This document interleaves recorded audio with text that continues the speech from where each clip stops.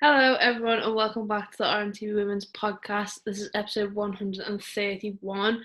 Today me and Amy are joined by our lovely friend Emma Sanders. I feel like you haven't been on that podcast for a while, Emma. I don't know when the last one was, yeah. I couldn't even tell when you just said that, it was like, what, number 131 you said? Yeah. I was like, what? I think it's probably like 100 and like, I don't know, 17 or something. It was probably the last one I've been on. No, surely not. Was it the one when you were ill? Yeah. Don't know. Me and Amy. No, yeah. It was the TV deal one when Sky Sports and BBC got announced. That was so long ago. Oh yeah. Wasn't that long ago? I mean, it feels like it, so feels like it's been about a year since then. Yeah, we're all still friends. It's fine. We've got a few. Here. Yeah, we've got a few topics to discuss today. Obviously, football and world's gone a bit mad over the last couple of days. The first story that we want to talk about, which broke yesterday, was that Casey Stoney has stepped down as Man United Women's manager, which I was like in total, absolute shock. Like, couldn't comprehend it. Like, I was just thinking, why? Like, what's going on here? Like, what could be so bad at Man United that she doesn't want to stay there any longer? I don't know whether you two both had the same feelings towards that. Emma, do you want to go first? Give us your opinions. Yeah, so I had it obviously came as a shock, I think, to everyone. I had a bit of inkling sort of in the week leading up to it that perhaps, like Casey herself wasn't particularly happy with certain things at the club in regards to sort of training facilities. There was, kind of contract negotiations that just weren't really getting anywhere. So I was completely surprised by the announcement, but then in hindsight, when I look back at sort of certain things that she said and certain concerns, I think, that have been quite evident over the last 6 months, it's also kind of not a surprise at the same time. It's a huge blow to Manchester United, massive. But I think Casey's always been very ambitious and is, in terms of personally and obviously with the club as well, but especially personally. And I think she's probably been given an opportunity over in America, is what, a lot of us are led to believe is probably where she's going to be heading next. So if she's, been given this opportunity and it's come at a time where she's, perhaps got some concerns about Manchester United and, where the sort of the club's investment and perhaps their attention lies, then you can see why she's chosen now to go. So overall, shocked, but then it kind of makes sense for her personally, I think, as well. Yeah, I agree. I was like very shocked because obviously I mean, we didn't hear anything. You're more involved in the world of it also. You probably understood slightly more. And I was just like, what the hell's going on here? Like, genuinely. Because I feel like she is that team in a nutshell. She was there right from the beginning, from when they formed, obviously bringing in all these players and sort of building an identity for that United team. And it's funny to say because I think we kind of look towards them this season in terms of their first season in the Championship. They got promoted and then they were challenging for even the title at some point this season, obviously slipped away towards the end. So it did sort of seem like things were going okay for United. Obviously, we don't know the ins and outs of what goes on behind the scenes, and from what it seems like and sounds like, that it's not all roses in the United corner. So you never know what's going on. But I think more than anything, it's a loss for the league because she's just such a talented manager and she knows the league inside and out. And she has that pull for players. I mean, look at Tobin Heath and Kristen Press. Like she brought them over, Alessia Russo, obviously this season. So I think it's a massive loss. But I think I agree with what you said, Emma. Like, it's probably a good career move for her. I mean, the NWSL is huge. And we know that they back their teams quite well in terms of investment. So if that's what she's looking for, that's obviously the next step that she needs to take. Yeah, I think, investment's been such a huge talking point for us personally this season, obviously because of all that's gone on with Liverpool and whatnot. I think it's like a huge talking point in women's football in general, especially nowadays. But I didn't see Man United women as a team that weren't being invested in and weren't sort of being given what they needed or what they wanted. But then, clearly that's not the case. Us, like, outsiders looking in are getting a different opinion as to exactly what's going on. So for that to be a reason, for Casey Stoney as a manager to turn around and go, well, personally for me, I want to move on and further my career in other ways and whatnot. But then if that is a huge talking point, then how do you see it going forward for Man United women then over the next couple of seasons if they want to be back challenging? If they missed out on Champions League by 1 point this season, and that would have been the ultimate goal for them. But going forward now for them as a club, like, what do you think the next step is, kind of? Well, I think there's a difference between investment and resources, and I don't think Manchester United have not been invested in. I think they've been invested in, and they've shown that by the players that they brought in.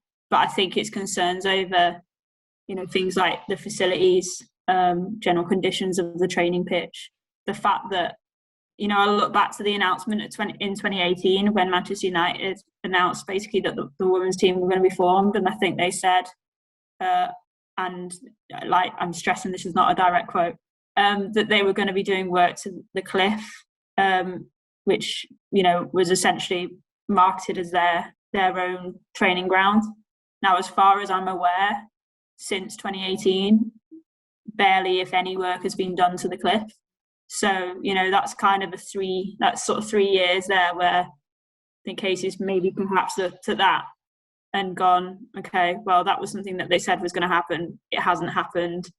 Obviously, the coronavirus pandemic has had a huge impact on their sort of training facilities and their day-to-day life. They've had to kind of essentially move all of their kind of training into a very condensed area. So they've been in and out of Carrington, they've been at the cliff, they've been at LSB. Weather has obviously played a part. They've not had the same amount of space. They've been crammed in. Because of COVID, they've kind of had to essentially make a gym in a bit of a marquee type area and things like that. So that obviously hasn't helped. So I think it's important to realise that they have been invested in, but whether or not that will stagnate will be interesting, because in order to bridge that gap between the top 3, certainly with Man City and Chelsea, they need more investment, because Chelsea and Man City aren't going to stop spending money. So Manchester United need to be prepared to spend money again this summer. That's in terms of not only the player budget in order to bring in transfers, but also player wages as well. Even the likes of Everton spending more money on players and more money on wages. I mean, Everton are actually, I think, they're definitely above Arsenal and Man United. They might even be above Man City in certain areas. So, Manchester United needs to be wary of that. But so I think that's the key, is they're going to have to invest in terms of players. But yeah, I think the main thing is just trying to get a bit of a solid foundation in terms of the actual facilities and where their day-to-day work is taking place, and making sure that those facilities, in order to create a professional environment, are there. Because in that department, they are very much far down, in comparison to certainly City, Chelsea and Arsenal in that department. To be honest, I feel like this is starting to become a bit of a common theme within women's football, and it's starting to become a bit worrying. I think when you look at the struggles that Birmingham have had this season, it's not just one team that have sort of called out, as you said, the lack of resources, facilities and investment as sort of an umbrella term. Do you think this is an issue within women's football? And do you think, what do you think is going to is it going to get to a point where teams are going to have to start not folding, but is it gonna what's the word, hinder teams further down the line? I mean, there's so much going to be going on over the next few years in terms of hyping up the TV coverage, etc., trying to get in more high profile players. Is there a risk of those small teams or teams that are not being invested in just being left behind? I mean, personally, I think people are more outspoken about it now. So I don't necessarily think it's got much worse. It will have got worse at certain clubs, but in terms of the overall pyramid, over the last year or so, when you have to factor in the fact that coronavirus has hit every single club, like without doubt, and a large part of that has been on the men's side. So therefore, naturally, clubs that were sort of struggling anyway in terms of getting investment from the men's side during COVID, they've just been completely left behind. And that's essentially been the case with Birmingham, was that, you know, they weren't looked after anyway. And then as soon as COVID hits, obviously they're going to be well down the pecking order as a priority, which is absolutely wrong and is really, really sad. But that unfortunately is the reality at Birmingham. That's probably been similar in a couple of other clubs lower down, you know, the table, where they probably just kind of usually make ends meet. They've obviously struggled more this season because of COVID. So I think you've got to factor that in. But then, like I say, I also think more and more people are now being outspoken about it, and that's because there is more coverage, there is more attention on it. So I think that's a good thing. But then I'd like to be quite positive and like to be quite optimistic that there's a massive broadcast deal obviously coming in, which is gonna bring money. The top teams in the WSL, by them improving and attracting talent from overseas, I personally think that helps the overall league. And if Chelsea and Man City, you know, continue to have, particularly Chelsea, to have success in Europe, they're obviously going to get money from that. So you just have to have a look at like the likes of Chelsea and the types of players that they're sending out on loan. So like, you know, Emily Murphy over at Birmingham, like a brilliant young like kid, like I think she's 17, 18. So like the fact that Chelsea are able to sort of offload their players, I think that shows that even though the expansion of the top teams naturally is gonna, as they get better, that gap is gonna grow. But you'd like to think at some point, with the money that's going to come in from broadcast deals, more attention on the game, more attraction from overseas, that those loan players that the top teams will then be able to sort of filter down. That's going to improve the quality lower down as well. And then the overall competitiveness of the league will hopefully balance out. And by doing that, you'd like to think that clubs will then start to invest when they can see, you know, their teams competing regularly in the league. And like I say, the broadcast deal I think is massive because it puts a bit of kind of pressure on owners and board members at clubs because they're actually going to be in the public eye. So from a PR standpoint, if they're on national TV quite regularly, then it's going to be quite obvious the ones that aren't investing in the ones that are. So for their own kind of PR sake, then I think they need to start investing. So I'm still fairly optimistic. I think we're in a better position now, certainly, than we were 5 years ago. Yeah, I mean, like we've obviously said, like, oh, Casey Stoney's obviously got offers from other teams or wherever, you know. But in terms of, you know, getting a manager in for Man United women, it's kind of like, who are you going for? Who's there? I think because I'm sick of talking about managers, to be honest. I feel like it's the only thing that's come out my mouth for like 6 months. But so tiring. Yeah, and it's just kind of like, well, who are you gonna go and get? Like, who, like, what goes on? Do you know what I mean? Like, Man United have now got to start the process of that.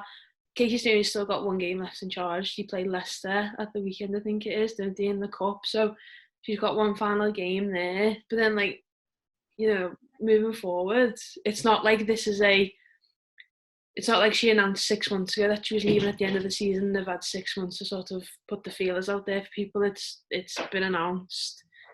They've now got it's probably going to be a quick turnaround for them because, you know, by the pre-season comes around really quickly and the club are going to get themselves sorted. So, like, who do you think they'll be looking at? Who do you reckon will be a main target for them, if anyone? Yeah, I mean, that's the ultimate question, isn't it? It's who's going to bring in. I mean, obviously, people will look at the people who have impressed in the WSL, and obviously Carla Ward will jump out. But for me, Manchester United is a huge leap from what she's been doing. I think they need someone who's got, if they really want to be competing with teams in the Champions League, which is, you know, they've been very outspoken. They wanted to finish the season. They're hugely disappointed that they didn't, and Casey certainly personally is hugely disappointed. So think they need someone with European experience. They need someone who knows what it's like to be at a club where there is huge pressure and huge expectation, because just like, you know, being the manager of Liverpool Football Club, being the manager of Manchester United, no matter what league you're in, no matter what team it is, you are under pressure. So you are expected to perform and you're expected to be the best. So they need to bring in someone who understands that. So I'd be looking probably, you know, like I say, probably more experienced managers, somebody like, I don't know, maybe Mark Skinner, who was obviously over out in America. You know, he's obviously been talked about with the Arsenal job as well. But yeah, somebody along those lines would probably be, my look. But it's, who knows, because as we know, there's been a bit of a managerial merry-go-round at the moment in England, certainly. So God knows. Crazy. Honestly. Well, speaking of managers, we finally have some positive news to talk about, because, you know, Matt Beard is going to be the new Liverpool Women's manager. Does anyone else, it's kind of weird, do you just feel a bit lighter? Because I do. Like, I feel a bit more like assured now that I know who's going to be in charge next season. Like, and it'll be funny. They took the time, didn't they? Like, I mean, yeah, it's been a long time coming. Just so happy to be able to go on Twitter and not have somebody tweeting or DMing me every 5 minutes asking for an update on the Liverpool manager. Like, it's just going to be amazing. I'm so happy. There'll be no comments under this video, maybe, that we'll have to respond to saying we don't know. But yeah, Matt Beard then, obviously he's been in charge of Liverpool before. He had a great time at Liverpool when he was first in charge, 2012, 2015. Obviously double back-to-back WSL titles while he was here. You know, it was probably peak Liverpool at that moment. He's coming back to Liverpool now in a very different position. Someone's ringing the phone. Hopefully my dad answers that, but I'll just wait for it to. Hello. Your call can't be taken at the moment, so please leave your message after the tone. Amy, I've told you to stop ringing Lauren while we're on the podcast. That's my grandma. I was almost expecting like a Bridget Jones, like, this is not even your mother. Yeah, but I've lost my train of thought now. Yeah. So Thank you for calling. Oh, God's sake. Chill out, man. So Matt Beard's obviously coming back to Liverpool. Matt back. Wait. That's the title. Matt is back. I was like, who was that? But you know, they're the club's in a very different position to where, you know, they were while he was last in charge. I don't know. I'm just thinking, what do you both think about it? You know, Matt Beard, because obviously it's been circling for a couple of weeks now that he's obviously been in line for the job. But then now that it's like official, what do we think? You know what? Yeah, you know what? My only thought is, you know, I'm happy that we have a manager. Hopefully this now settles the ship. But the only issue I have is that this is no sly on Matt Beard, by the way. I think he's a good manager and I think he will help us in certain areas, even to just stabilise ourselves after the wreck of the last few seasons. But the club have taken 5 months and been really open with the fact that they want to choose the right person for the job. And like, the end result is someone who we've already previously had. Do you get what I mean? Or am I just being really like selfish? No, here? like I get that, because that was one of my points I wrote down. You've taken that time and been like, we want to find a long-term solution, like someone who fits the club perfectly. Like, don't get me wrong, he helped us win the WSL back-to-back. Like, what a guy. But you've taken this long to do it and been through such a thorough process, supposedly, and we get Matt Beard at the end of it. Don't get me wrong, he could go on and we could be promoted next season and win the WSL the season after, and then everyone can throw hate at me because I said this. All right, steady on. Someone just clip that, please. Just clip that there. But you know what I mean? Like, that long of a decision, and it turns out to be someone that only left the club like less than 10 years ago. But like, that's just me being a moody person. He might be amazing, but that was just my initial thoughts. I mean, that's just Amy annoyed because Jill Ellis isn't taking charge. I mean, with my journalist hat on, I'm sat here thinking, I can't comment on this. Please don't put me in this situation. No, Emma, tell us right now how you feel. We want the truth. In all honesty, I think Matt's shown that he's obviously a good manager. He's got experience in different areas as well. You know, he's obviously been in like a relegation battle. You know, he's been in FA Cup Don't finals. say that word to me. I still get triggered. But yeah, my point being is that he knows sort of what it's like, kind of being under that pressure. He knows what Liverpool's about. He's won titles with Liverpool, so you can see why he ticks so many boxes. I think he is a good appointment. My only sort of reservation, and again, nothing to do with Matt Beard, was that kind of a little bit what Amy was touching on, but in this whole process, I'm aware of some candidates who were extremely strong, who were in the process, who I would have loved to have seen Liverpool really back in terms of giving them what they needed and what they wanted in order to succeed as a manager at Liverpool. And I understand that Liverpool will have had certain things that they wanted to, you know, remain in place, or they wanted to sort of carry over that they feel has been working well. But I would have absolutely have loved for them to have really just kind of wiped the slate clean and gone, we're going to 100% back an ambitious manager to come in and give them every single thing that they need. And I'm not 100% convinced that has been the case. I think Matt has come in and will have his work cut out in terms of, you know, trying to first of all get things in place that he perhaps wants, which I think he will do. I think he'll succeed at that. I think he'll work hard, and he knows how to communicate, and he's got good contacts at the club. He's well respected at the club, so I think he will get that eventually. And then it's just a case of him obviously then delivering on the pitch. But like I said, I just think there was an opportunity here for Liverpool to be really ambitious and really different and go out there and get somebody who is new and exciting and could be the next 5-10 years future of women's football. I'm not sure where Matt sort of comes into that. So that's kind of my do you think it's a long-term thing with Matt Beard, or do you think it's something that's going to be here for a few years while they look elsewhere alongside?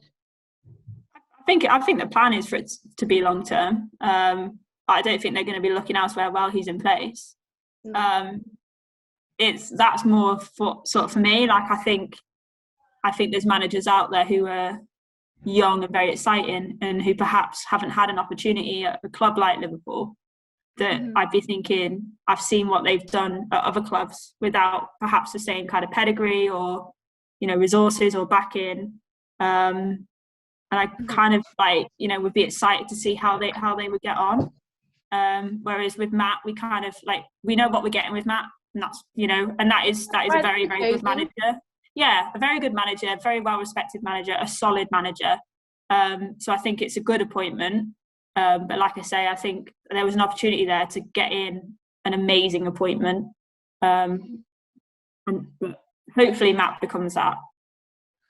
Hopefully Matt wins us back-to-back titles again. We would all love that. Imagine. Not next season, the season after. I mean, Emma Hayes needs to retire. It is a possibility if we get promoted that, we win our next WSL title 10 years after we won the first one. Yeah. I'm not being funny. I feel really bad now that I've absolutely slide out Matt Beard. I just want to point out, I wasn't tearing him down. I was more at the process. Do you know what I mean? We know what you meant, yeah. Yeah, I think he could be really good. It's just, I like what you said. You just wish the club would be a bit more ambitious. Yeah, and I think it's the fact that us three could have sat in a boardroom 5 months ago and chosen Matt Beard as manager within 5 minutes. And I think that's kind of, and that's why I understand what you're getting at, Amy, because that's kind of how I mean by there was an opportunity there to go really kind of... And to shock people, just to make people see it doesn't even have to be left field. Yeah, just like really, really ambitious and a little bit different, and try something that they haven't tried before. The whole time that I've covered Liverpool, the whole time that you guys have covered Liverpool, it's been so predictable. And this was another predictable appointment, and that's kind of how I feel about when they let Vicky go, that was a little bit unpredictable, but in the wrong way. I think the reservations that we've spoken about here in the last 10 minutes, we're not the only people who are going to have those reservations. No, definitely not. And, we'll obviously see the reaction of the fans over the next couple of days as everyone comes to terms with the news. But, like, it's all valid points. Do you know what I mean? It's not... You hit the nail on the head then, whereas, like, we could have chosen Matt Beard in January. But here we are, having all been left in the dark for almost 6 months. And Matt Beard pops up and it's like, well, it's like, hey guys. Yeah, like I feel like Matt Beard's just been like, I feel like he's just been dusted off, and it's like, like, go on, like, just do it, just get a new kit on, lad. Yeah, like, get us out of this situation. Like, that's kind of the vibes that I've got from it. Yeah, I have no doubt that he has the ability to get us out of the championship. Absolutely, absolutely. Yeah. And I think he is a great manager. He is a great manager. Yeah. And I think also just he's a great manager, but also I think just it's what he brings with him as well. He's obviously got the experience, like you said. He knows Liverpool inside and out from his time here previously. But then he probably is that little bit of an extra pull for players, because you know what you get from Matt Beard. Do you know what I mean? Yeah. If it was a completely brand new person, players or whoever might have reservations about joining Liverpool, especially because we are in the Championship as well. Whereas if Matt Beard's there, you know what you're getting. So it's kind of like it's going to have its pros and it's going to have its cons throughout. It's not all going to be sunshine and daisies right from the get-go.